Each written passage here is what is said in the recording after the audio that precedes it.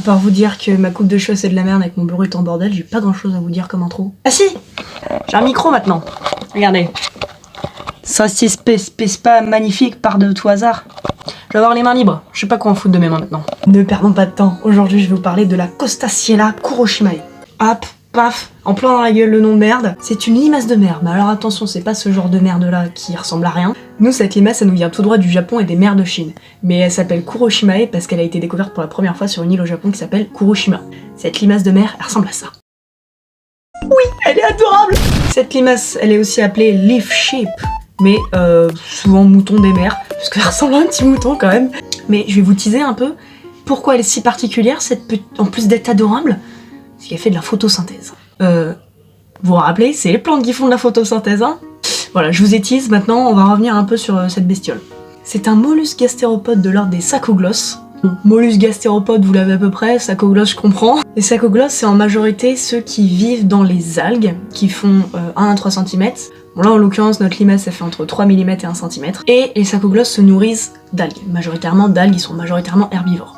Ce qui est magique, c'est que dans la plupart des cas, les sacoglosses, quand ils se nourrissent d'algues, ils adoptent la couleur de l'algue et en plus parfois des motifs. Alors ce qui est fou dans notre petite limace, c'est que je vous ai dit, elle fait de la photosynthèse.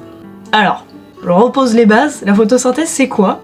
C'est le fait de transformer de l'énergie lumineuse en énergie qui servira pour l'organisme. Normalement, c'est réservé pour les plantes ça vous le savez quand même. Pour aller plus dans les détails, ce qui se passe lors de la photosynthèse, c'est majoritairement les chloroplastes qui vont faire tout le taf. J'ai demandé à mes camarades de classe de m'envoyer le cours qu'on fait en ce moment sur la photosynthèse, et en l'occurrence sur les chloroplastes, donc je suis en mesure de vous faire un petit résumé là-dessus. Ce qui va faire le chloroplaste, c'est qu'il va absorber l'énergie lumineuse, le fixer en forme de CO2 et le transformer sous forme de glucose. Et lors de ce mécanisme chimique, ça va produire de l'énergie. C'est l'ATP, c'est fou. Et qu'est-ce qu'elle va faire notre limace quand elle va manger ces algues? Elle va absorber les chloroplastes. Ce phénomène-là, il est appelé la kleptoplastie. C'est donc un phénomène symbiotique. C'est le fait d'ingérer, dans notre cas, des chloroplastes pour les associer au corps. Anatomiquement parlant, notre limace, elle a des cérates sur tout son dos. Les cérates, ils vont servir dans un cadre respiratoire, digestif ou même défensif dans son cas. C'est aussi pour ça qu'elle est verte, cette petite limace, parce que dans les chloroplastes, il y a de la chlorophylle, et vous savez que la chlorophylle, c'est ce qui donne la couleur verte.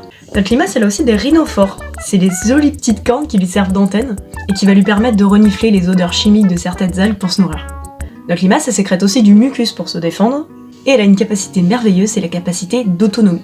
La capacité d'autonomie, elle va surtout s'en servir avec ses cérates.